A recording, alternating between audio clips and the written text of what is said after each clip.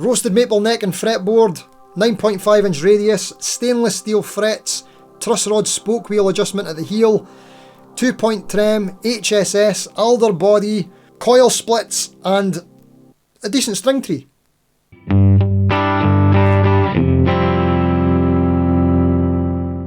Hello and welcome, the Soloking MS1 Classic. Could this be the ultimate beast bargain superstrap HSS thing? Well, on paper with its very impressive spec sheet and affordable price, it looks like it might be able to compete with your Harley Benton Fusions or Earts, or even the new Harley Benton Fusion ST Modern Plus, etc. So let's see where this one sits among the rest of the competition at this price point, and we'll hear some tones throughout. And coming up in a future video, we're going to do something a bit silly and compare it to another two HSS S-types. S-type means Stratocaster. Shh. But we'll get into that later.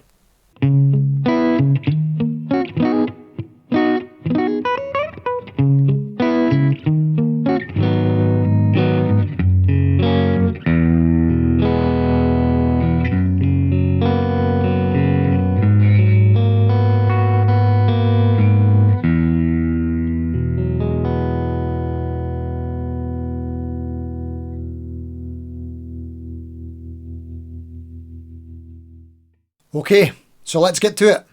Here's the specs. We have an alder body. This is a more traditional choice than many of the other younger brands might go with. They use things like Niato or Okume, etc. So if you believe in tonewood, this could be a highlight feature. We've got a roasted maple modern D-shaped bolt-on neck with a 9.5 inch radius roasted maple fretboard, 22 jumbo stainless steel frets. It's so rare to find a 9.5 inch radius fretboard with stainless steel frets. In fact, it's almost impossible. Well, at under £1,000. This is like the dream combo for me, and possibly the only neck on the market with this combo. And if I had the modern C-shaped neck rather than the D, then that would be game over. Dream guitar complete. So, if you know of any others with this spec combo, and preferably a C-shaped neck, then let me know in the comments. Right, back to the guitar. It's the standard 25.5 inch scale length with a Graphtec Newbone XB nut and dot inlays. And by the way, I'm not falling for the use of this Graphtec brand name, and neither should you. This Newbone stuff just appears to be fancy plastic. And it doesn't claim to be self-lubricating like the Graphtec Tusk XL. So Soloking, what's the point? If we're going to have a premium upgraded nut, then why don't we just have the Graphtec Tusk XL, eh? Side note, some Fazley guitars do the Graphtec Tusk XL nuts on their guitars that are under £200. And we've got the wee card to say that it's a Graphtec Tusk XL nut. I'm still very impressed that Fazley are doing this. I hope some other companies can take note. This is a great feature. So, come on, eh? Right, back to the guitar again. It's an HSS configuration with a set of Allen Entwistle pickups. We have a Dark Star, coil splittable neodymium humbucker in the bridge, and a pair of XS62N neodymium single coils in the neck and middle. These pickups are designed to be hot, and I'm guessing pretty dark with the name of the humbucker. Dark Star. And they certainly are dark. Like, really dark. These are some of the darkest sounding pickups I've ever heard, and I'm not a fan at all.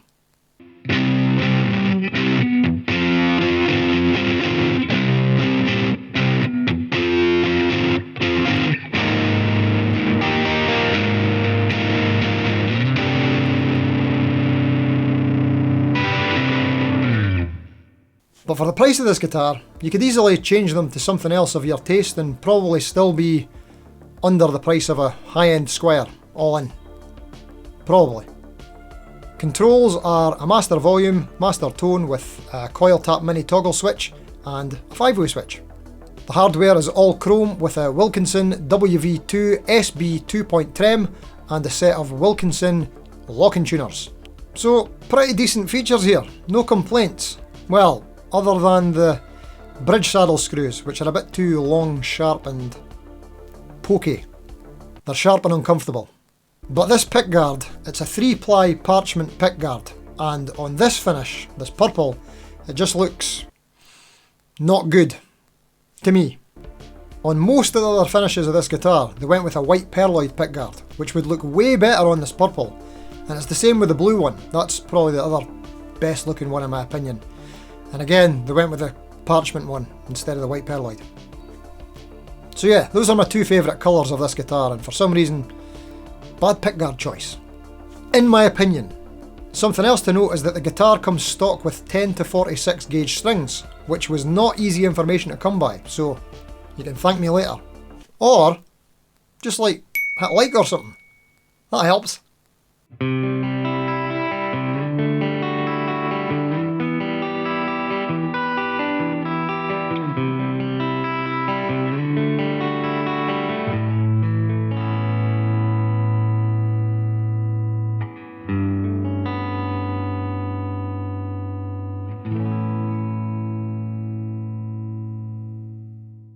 Right, so let's talk a wee bit about Soloking the brand. So these guitars are made in the Manling factory in China, which is the same factory that makes the East Coast guitars for Andertons, and also make the Ibanez Geo guitars, and possibly other ones that I don't know about. Andertons apparently have exclusive distribution rights for Soloking guitars in the UK, so if you want one in the UK, you're going to have to get it from Andertons. If you're anywhere else, I don't know where you get them. Sorry. So, I think Soloking have got some really cool models in their lineup with some great specs, but I think they might want to be a bit more careful with the names and models of some of their inspired by models. Check this out. The Soloking Dave Grohl. They're actually using his name. Do they not know that Gibson loves nothing more than like taking other guitar companies to court? They've had more lawsuits recently than Epiphone price hikes.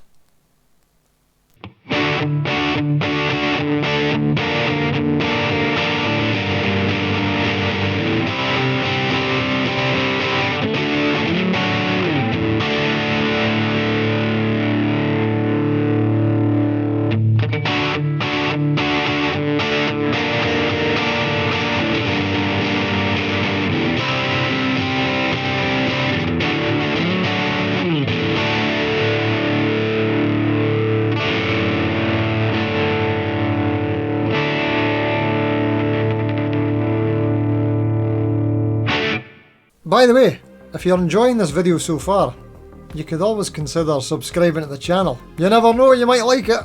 It's pretty much stuff like this. Guitar stuff. Okay, so this Soloking MS1 Classic. It's got a fantastic spec sheet, but I did have a couple of issues with it. The main issue was the weight. The first one I got, yes, first one, weighed 8.38 pounds. Or is that 8 pounds 38 ounces? In my opinion, this is too heavy for an S-Type. I mean, it's probably okay for a single cut, but for an S-Type, no good for me. I gig these things. And just in case you think that was a one-off, I exchanged it for a second one. And that was heavier! It's a long story.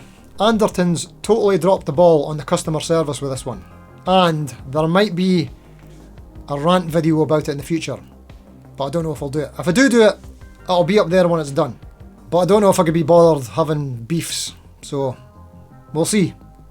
The short version is 6 Soloking MS1s were weighed for this transaction.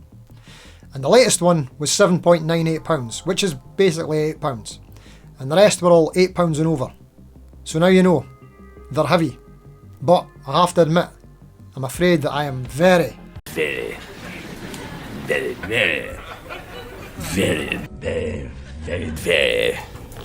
feeble. The fretwork on the first one I got was actually pretty decent, but the second one had quite sharp fret edges on the underside of the neck. And with it being stainless steel frets and those having a reputation for being a bit harder to work with, you could probably do without having to fix that kind of thing on a guitar of this price. So the fretwork on these is 50-50 in my experience. And when I did the unboxing video of this a few months ago, someone commented, I think it was Resington, that they also had sharp fret ends on theirs too.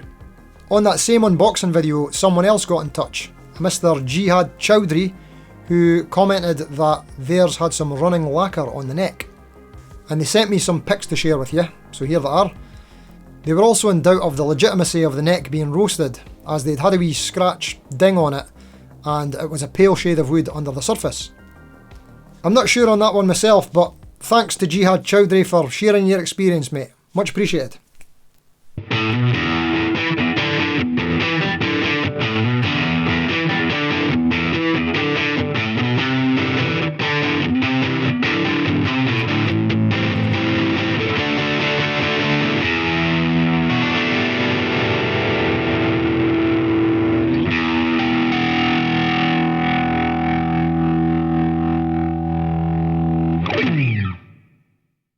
So here's my conclusions on the Soloking MS1. If you're okay with a heavier guitar and you like dark sounding pickups, then the Soloking MS1 is a pretty attractive choice. Now, I might have kept this guitar, but unfortunately the Anderton's customer service experience really soured this one for me, so I ended up returning it, and the second one. If I could have got a lighter one, it might have been perfect, but I'd definitely have to change the pickups and all the electronics because something in there just doesn't sound right to me. I don't know, it's too dark, crazy dark, and I'd probably want to change the pickguard too. But I do regret that I didn't spend long enough with it to find out if we could have got on with that modern D-shaped neck. And also with the stock strings being 10-46, which is not my preference, that's a wee bit too much tension for me. I didn't get a chance to set it up with my preferred gauge of 9-42, so it would have been good to check that out. So how does it compare to the like Harley Benton Fusions or Earts or Fazley's Jet GS 450s, that kind of thing? Good question. Well, I'd say it feels like it's made with some quite high quality parts. It does feel good in the hand when it doesn't have sharp fret edges, but just some strange decisions regarding the pickup choice, pickguard choice, those bridge saddle screws and the weight. In terms of the specs, it's got so much going for it, and there's some really cool colours. It ticks almost every box for me. Roasted maple neck and fretboard, 9.5 inch radius, stainless steel frets, truss rod spoke wheel adjustment at the heel, 2-point trem, HSS, alder body, coil splits and a decent string tree.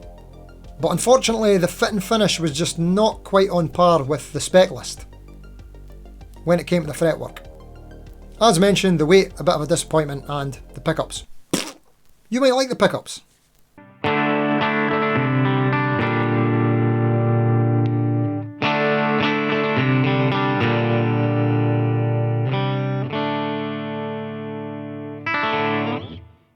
But I think it just needs a couple of wee tweaks and it could be fantastic. I would highly recommend that either Anderton's or Soloking or whoever it was that spec'd this one out take a second look at the pickup choice here. And if you could do something about the weight, that'd be amazing. Quite annoyingly, like 2 weeks before this guitar was announced that they were coming to the UK via Anderton's, I'd just completed like the ultimate 4-way HSS Strat shootout battle between a Jet GS 450, a Harley Benton Fusion, a Fazley Sunrise, a Fazley something, and an Eart Corsair. And you can watch that up here if you like. The Soloking, spec wise and price wise, would have been absolutely perfect to add to that comparison, but hey ho, them's the breaks. But I do have another video in the works. As I mentioned at the start, I'm going to be comparing the £300 Soloking against a £179 Jet GS 400, which in my opinion is the benchmark budget HSS Strat currently, and the £800 to £1,000 Charvel DK22 Pro Mod, just for fun. And when that's done, you'll be able to watch it here. As I've mentioned multiple times in this video here, that the Soloking pickups, I'm saying they sound really dark, but I can understand that that might be hard translation to hear over the different ways the audio is all connected and how it gets compressed through YouTube and all that kind of thing. Plus, it's one guitar isolated on its own. So, once you compare it to these other two guitars, I think you're going to hear exactly what I mean. Here's a wee taste for you.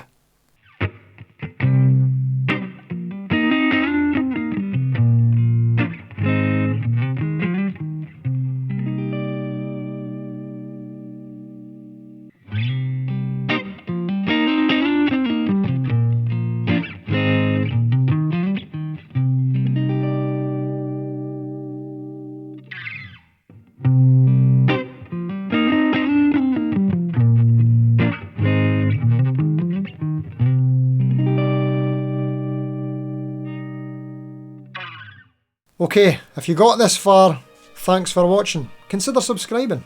Until next time, see you later.